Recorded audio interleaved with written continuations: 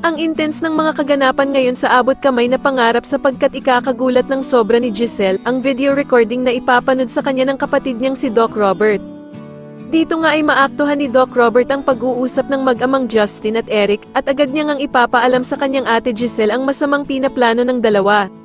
Samantala ay tuluyan na ngang lalabas ang totoong pakay ng mag-amang Eric at Justin kung bakit nila tinanggap ang alok ni Giselle na magtrabaho sila sa Apex.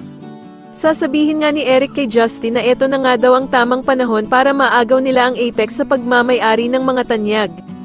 Sasagutin naman siya ni Justin na patuloy pa din nga daw talagang gumagawa ng mali at masamang desisyon ang ina niyang si Giselle dahil nga daw sa pagpapapasok nito sa kanilang mag-ama. Sa kabilang banda naman ay magkakaroon naman ng hadlang sa masasamang mga plano nilang mag-ama dahil sa may biglangang bata na susulpot sa kanila para magbigay konsensya sa mga masamang binabalak nila. Ang batang ito nga ay si Andoy na magpapabago at magpapalambot sa puso ni Justin at dito nga ay kaya niya nga ding mapalapit si Justin sa ina nitong sa Giselle sa pamamagitan lamang ng kanyang salita.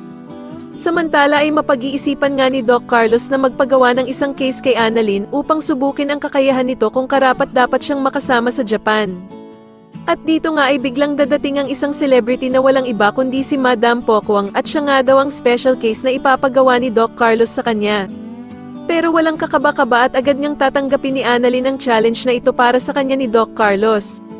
Sa kabilang banda naman dahil nga sa kawalan ng tiwala ni Doc Robert kay Eric, ay uutusan nga nito ang tauhan ni Don Pepe na si Kinito upang magsagawa ng background check sa ama ni Justin. At dito nga ay agad namang kikilos si Kinito upang alamin ang totoong pagkatao ni Eric. Sa tingin nyo dito na nga kaya tuluyang matauhan si Giselle, na ginagamit lamang siya ng mag-amang Eric at Justin, mas lalo na nga talagang nagiging exciting ang mga susunod na kaganapan kaya naman ay mas lalo pa nating abangan ang mas lalong gumigandang abot kamay na pangarap. Maraming salamat po sa inyong panonood at sana po ay masubscribe nyo ako. Maraming salamat po.